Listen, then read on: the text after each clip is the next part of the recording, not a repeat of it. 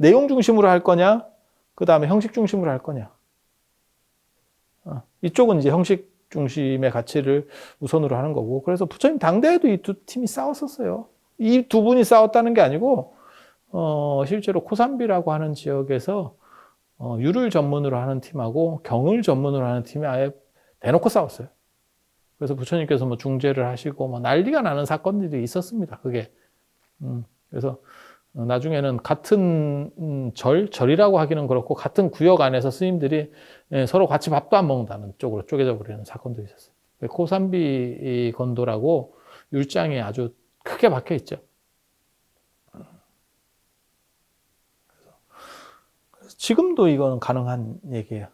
그러니까 이 사람들이 볼 때는 이 사람들을 답답하다고 보는 거고, 이 사람들이 볼 때는 이런 사람들을 너무 저거는 좀 뭐라 할까, 이연령 비연령식으로 편안하게 한다 이렇게 보는 식이기 때문에 그런 차이들이 존재한다고 보면 되고, 그래서 이쪽 학파는 뭐 굉장히 번성.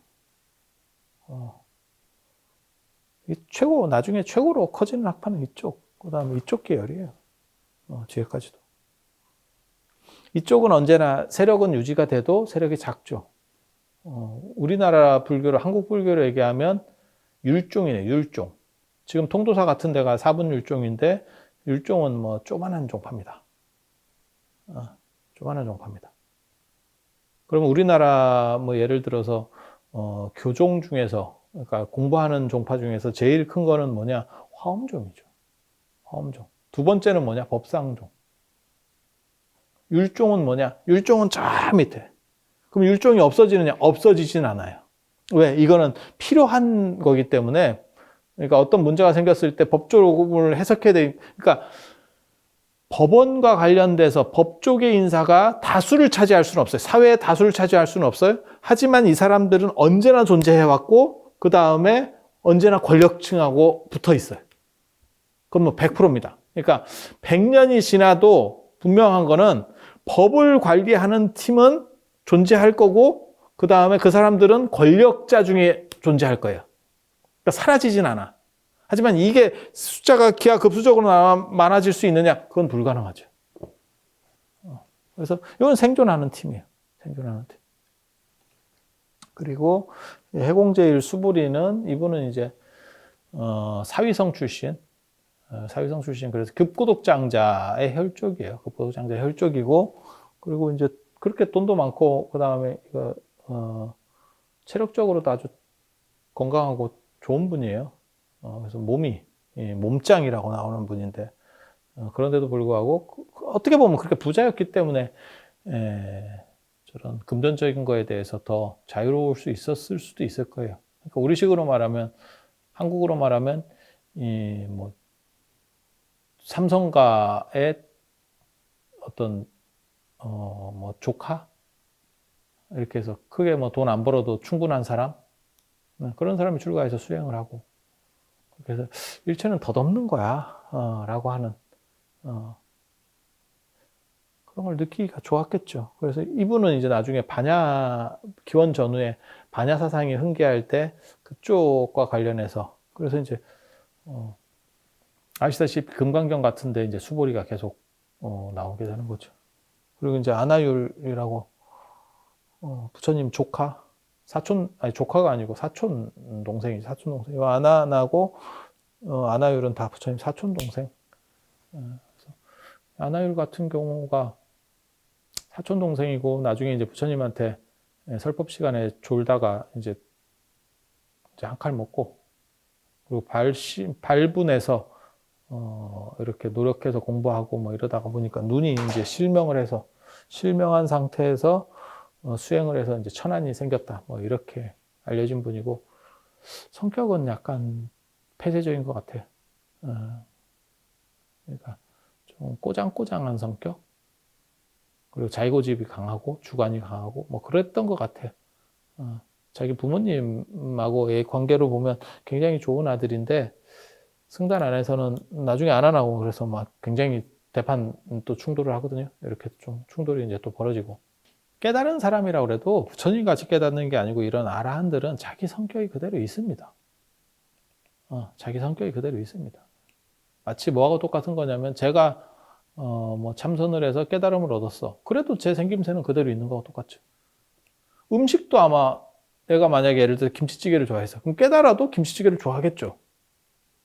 설마 그러니까 부처님 같이 저렇게 완전하게 깨달으면 평등성이 만들어지는데 보통 사람이 깨달았을 때는 그 개별성이라는 게 존재해요. 그러니까 완전 평등성이 있어서 내가 100%의 깨달음을 얻었어. 그러면 내가 원래는 김치찌개를 굉장히 좋아하던 사람인데 피자를 먹으면 피자도 피자에 대한 호감도 하고 김치찌개에 대한 호감도 하고 뭐 국수에 대한 호감도가 다 똑같아질 수 있는 거예요. 이게 완전한 깨달음. 근데 보통 사람의 깨달음이라고 하는 거는 그 단계까지 못 가요. 그러면 자기 속성이 그대로 존재하고 있는 거예요.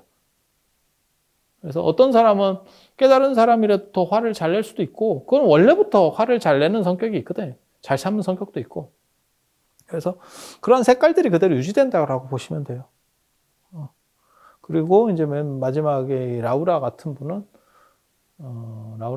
이제 부처님 아들이고, 아들이어서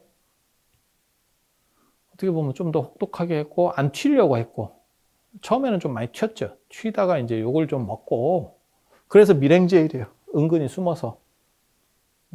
그래서 학파를 만들 정도도 안 되는데, 그냥 아들이라서 아들 프리미엄으로 이제 10세자에 들어간, 뭐 그런 거라고 보면 되죠. 아무래도 먹고 들어가는 게 조금은 있거든요. 후대 사람들이 볼 때. 근데 당대에는 아무튼, 일찍 출가하기도 했고, 어려서 출가하기도 했고, 그 다음에 이제 부처님이 아버지니까 거기서 누가 타치를 못 하죠, 함부로. 부처님이 그렇게 하지 마라고 말 안 해도, 제가 전에도 그런 말씀 해드렸잖아요. 그 사람이 강해지면 주변 사람이 알아서 양보해 준다는 부분이 있어요. 약할 때는 다 태클을 걸고, 강해지면 아니면 그 사람하고 관련이 있어. 강한 사람하고 붙어 있어. 그러면 그냥 연간하면 양보를 해주죠. 그래서 이제 약간 교만하게 됐고, 그게 나중에 부처님한테 진탕, 욕을 먹게 되는 거죠. 그 욕먹는 사연이 있죠. 그래서 약간 이제 되바라지니까 부처님이 당신 발을 내밀면서 발을 씻겨주고, 발을 이렇게 씻으라고 하고, 그러니까 라우라가 이제 부처님 발을 씻겨주니까 그 물을 마실 수 있겠냐? 그런 얘기를 하죠. 그러니까 발 씻은 물을 어떻게 마실 수 있겠습니까? 처음에 떠왔을 때도 못 마셨을까? 이러니까 처음에 떠왔을 때는 뭐 그때는 깨끗한 물을 받아온 거니까 마실 수도 있었겠죠. 이러니까 물론 뭐 지금 같으면 발 씻으려고 가지고 온 물을 마시는 문화는 없죠. 근데 예전이니까 그런 부분들을 잘 안 나눠요. 몰라요. 지금은 여러분들은 어떻게 하시는지 모르겠는데 절에 같으면 대하를 쓰잖아요. 대하에 상하라고 써 있어요. 대하에 매직가루로 상하라고 써 있어. 상복, 하복이라는 뜻이거든요. 상이라고 써 있는 데는 얼굴 씻으라는 뜻이고, 하라고 써 있는 데는 발 씻으라는 뜻이에요. 그 두 개를 안 섞습니다. 그래서 그걸 상복대, 하복대 뭐 이러는데, 그거는 나눠진 거고, 더 위로 올라가면 그런 문화는 없겠죠. 뭐 하나밖에 없는데 뭐. 그러면 몰라, 일반 가정집에서는 그걸 거의 안 나눌 거라고 생각을 하는데, 나눌 정도가 될까? 그런 것도 있죠. 세면대에 발 씻는 남자들이 있어요. 그래서 여자들이 보고 막 기겁하고 이러는 분들도 있는데, 여자는 세면대에 발을 씻는 경우가 안 될 거예요. 그 다리도 잘 안 올라가고 이러니까. 근데 키 큰 남자애들은 그게 됩니다. 키 큰 남자애들은. 그러면 이제 엄마는 참지. 엄마는 뭐 그런가 보다 할 수 있는데, 이제 누나가 있어. 이러면 이제 난리가 나는 거죠. 그런 사건들이 벌어질 수 있죠. 그래서 예전에는 뭐 발 씻은 물, 이게 뭐 그런 거에 대한 개념이 별로 없죠. 식수 개념도 별로 없죠. 지금은 뭐 식수는 생수, 뭐 이렇게 해서 딱 분리를 하지만 이것도 최근 나오는 거잖아요. 그래서 그거 먹을 수 있겠냐니까, 처음에 떠왔을 때는 뭐 가능하지 않을까요? 이러다가 씻고 난 뒤에 발 씻고, 그 다음에 발을 씻는다는 의미도 생각을 해봐야 돼요. 왜냐면 우리처럼 신발을 신고 양발을 신는 지금 그런 문화가 아니고, 예전에 맨발로 다니는 문화거든. 그럼 발에 오물들이 많이 묻겠죠. 뭐 흙도 묻고, 뭐 인도 같으면 소똥도 묻고 이러면 그걸 씻었는데 그걸 어떻게 먹겠어? 못 먹죠. 그러니까 뭐라고 얘기하냐면 너도 지금 발 씻은 물하고 비슷해 상태가.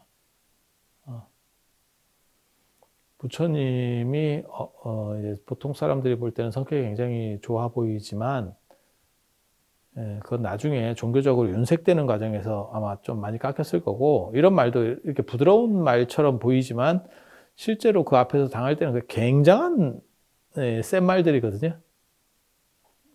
그리고 그런 정도의 카리스마가 없으면 맨바닥에서 그런 10,000명 이상의 승려들을 거느리는 그런 대규모 조직을 못 만들어요. 부처님이 생각보다 아마 말이 셌을 거다라는 생각은 합니다. 공자는 말이 센 게 그대로 보이고, 공자하고 소크라테스는 말이 센 게 보이는데, 부처님은 사실 그 부분이 거의 다 탈각됐거든요. 근데 무하마드도 말이 세요. 무하마드도 말이 세요.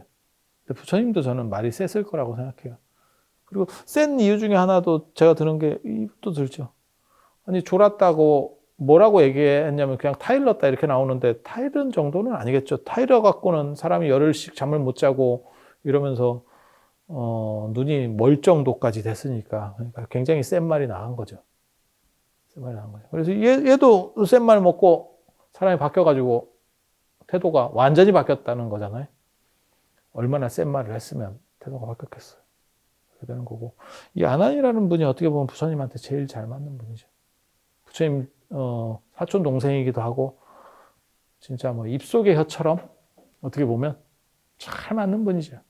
그래서 25년 동안이나 부처님을 모셨고, 부처님 모실 때 그걸 이제 시자라 그러는데, 모시는 사람 시자라고 하는데, 일종의 비서실장이죠. 그것도 부처님이 마음을 냈다는 거죠. 그러니까 이 양반이 내가 하겠습니다가 아니고, 부처님이 제가 좀 했으면 좋겠다. 그러니까 부처님이 볼 때도 마음에 굉장히 들었던 거고, 그래서 아주 뭐 25년 동안 잘. 그리고 그 과정에서 이 양반이 머리가 좋으니까 그걸 다 기억을 한다는 거잖아. 인도는 암기 문화니까. 그래서 저게 다 암기가 됩니까? 이러는데 지금하고 또 틀려요. 예전에 암기 문화 할 때는 사람들이 더 잘 외웁니다. 지금은 암기하는 시절이 아니고, 지금은 적어도 적는 것도 못 찾는 문화고, 그거는 필연성이 없어서 그런 거지, 인간이 무슨 뭐 그때는 머리가 좋고 그건 아닙니다. 조선시대 분들이 지금 분들보다 단기 기억이나 이런 게 훨씬 저는 좋았을 거라고 생각하거든요. 왜냐하면 보는 게 많이 없고 그 당시에도 외우는 문화예요. 그러니까는 뭐 사서나 이런 거를 그냥 줄창 외우는 겁니다. 공부가 다른 게 없어요. 뭐 이해하고 그건 둘째 치고 그냥 무조건 외우는 거거든. 그러니까 막 흔들면서 계속 똑같이 외우면서 읽으면서 외우는 거밖에 없거든. 그리고 외울 때는 저희도 이렇게 외워보면, 절에서는 마찬가지, 신묘장구 대단하니 이런 거 외워보면 뜻 필요 없습니다. 반야신경도 마찬가지고 뜻 필요 없. 그냥 쉘이 반복하면서 외우는 게 제일 빨라요. 제일 빨라요. 그래서 그렇게 외우는 걸 반복적으로 많이 하면 그쪽이 발전할 수 있을 거예요. 필요에 의해서 진화하는 거니까요. 그리고 진화라는 게 꼭 우월하다는 뜻이 아니에요. 거기에 적합하다는 뜻이거든요. 그래서 예전 분들은 그렇게 계속 외우면 그런 외우는 필요성이 있는 거고, 쓰면서부터는 그렇게까지 외울 필요가 없는 거고, 하지만 쓴 뒤로도 뭘 외워야 되냐면, 저희 같은 경우도 그게 있거든요. 책을 볼 때 책의 내용을 외우지는 못하지만 어떤 부분이 중요하다라는 걸 포인트를 정확하게 잡고 있어요. 왜냐하면 그래야 다음에 그 책을 펼쳐봤을 내가 원하는 부분이 어디에 있는지를 알아야 펼쳐보니까, 이걸 계속 볼 수는 없거든요. 이거를 전체를. 그걸 잡는 버릇이 어디서 생기냐면 논문을 쓰면서 그 버릇이 생긴다고요. 논문에는 그걸 인용해야 되기 때문에 몇 페이지인지는 기억을 못하지만 대충 어디에 있는지는 알아야 나중에 찾을 때 빨리 찾아요. 그리고 이제 그 작업을 안 하는 사람은, 논문 작업을 안 하는 사람은 그냥 읽기 때문에 거기에 나오더라, 이렇게까지만 얘기하는 거죠. 그런데 지금 현재는 이 작업도 이제 거의 저 같은 사람도 이제 마지막 세대거든요. 이유가 뭐냐면 전부가 컴퓨터 안으로 들어와 버리면 검색을 얼마나 효율적으로 빨리 하느냐의 문제로 벌써 또 다음으로 진화된 거죠. 그러니까 뭐 원효 스님이나 뭐 이런 정도 시절에는 책 보기도 어려우니까 잘 외워가지고 그때그때마다 착착착 나오는, 탄어 스님도 그런 분이에요. 그냥 외워가지고 막 쓰면서 하는 거지. 그러니까는 뭐 탄어 스님 뭐 장자를 외웠네. 그 굉장히 많은 글이거든요. 사서 외우고 이건 비교도 안 돼요. 그걸 뭐 그런 얘기가 있을 정도로 그런 세대만 하더라도 그냥 외웠던 거고, 책도 없고 외우는 시절 사람이니까 머리 좋으면 그냥 막 쫙 외워서 막 미친 듯이 나온다 하는 거거든. 근데 우리 시대만 해도 그렇게 외울 필요는 없었고, 책이 이미 다 대중화된 상황이고, 단 논문 작업이나 이런 걸 하기 위해서는 어느 부분에 존재하더라. 대충 내가 원하는 게 어느 부분에 있다. 이 책의 어느 부분에 있다. 어떤 경전의 어느 부분에 있다를 정확하게 그걸 많이 데이터를 외울 수 있는 사람이 승리자였고, 이 다음 세대, 지금 이제 젊은 사람들은 얼마나 빨리 필요한 정보를 추출해낼 수 있느냐, 찾아낼 수 있느냐에 대한 게 경기가 그쪽으로 지금 판이 넘어가는 거죠. 그래서 그걸 효율적으로 가장 빠른 방법을 찾는 사람이 승자죠. 그러니까 논문을 얼마나 빨리 쓸 수 있느냐. 지금 제가 말하는 것처럼 어느 책에 어느 논문에 뭐뭐뭐가 있다라는 거를 계속 가지고 있는 사람이 지금까지는 제일 빨리 쓴 거고, 다음에는 정보를 추출해내는 거. 그 추출해내는 능력이 없어. 그러니까 난 컴퓨터도 잘 못하고 뭣도 잘 못해. 그러면 그냥 끝나는 거죠. 방법이 없죠. 뭐 어떻게 하겠어.